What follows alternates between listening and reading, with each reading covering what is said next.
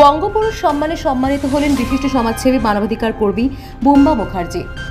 সম্প্রতি কলকাতার ICCR Satyajit Ray auditorium হোচিন মিন সরণিতে অনুষ্ঠিত হল বঙ্গপুরুষ সম্মান। অনুষ্ঠানটি পশ্চিমবঙ্গ তথা ভারতের প্রথম কোনো অনুষ্ঠান যেখানে পুরুষ মানুষকে তার নিজ গুণে নিজের কাজের জন্য সম্মান জানানো হয়েছে। অনুষ্ঠানটির আয়োজন করেছিল রেড ওয়াইন এন্টারটেইনমেন্ট এবং কলকাতার বিশিষ্ট গুণীজনেরা।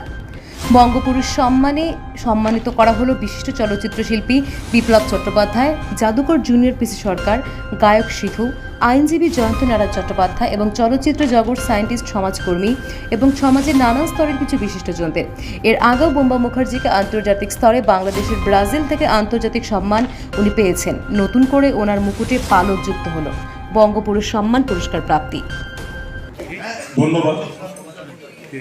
ধন্যবাদ, কৃতজ্ঞতা রেড ওয়াইন এন্টারটেইনমেন্ট এবং আমার খুব প্রিয় একজন মানুষ অভিজিৎ গুপ্ত মহাশয় এবং এই বঙ্গপুরুষ সম্মান এই অ্যাওয়ার্ড সেরিমনি যে উপদেষ্টা মণ্ডলী যারা এই চয়ন করেছেন তাদেরকে পুরস্কার আপনারা দেবেন, তাদেরকেও আমার প্রণাম।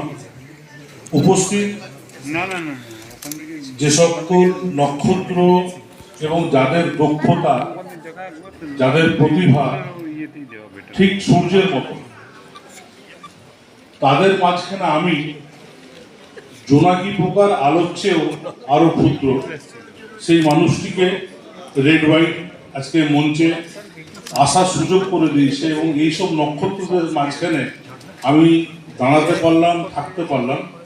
অনেক অনেক ধন্যবাদ, কৃতজ্ঞতা জানাই সেই সকল আমাদের টিমের মেম্বারটিকে যাদের সাহায্যে আজকে আমরা বিগত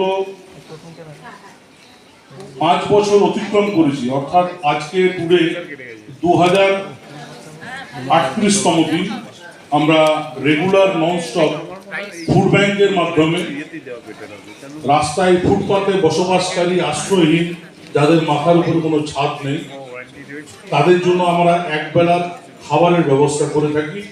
এটা আমার একার দায়িত্বে নয়, আমাদের এন্টায়ার টিম, তার মধ্যে অভিজিৎদাও পড়ে, তার মধ্যে রাজবংশীদি পড়েন, তার মধ্যে আরও রাজীব যারা, ইকবালদা যারা আছে প্রত্যেকেই পড়ে, রাজাদাও পড়েন। তো আমি কিন্তু এই আজকের এই পুরস্কারটি আমি আমাদের ফুড ব্যাংকে এবং অল ইন্ডিয়া হিউম্যান রাইটস অর্গানাইজেশনের প্রত্যেকটি সদস্যকে উৎসর্গ করলাম। ধন্যবাদ, সবাই ভালো থাকবেন, সকলকে ভালো রাখবেন, নমস্কার।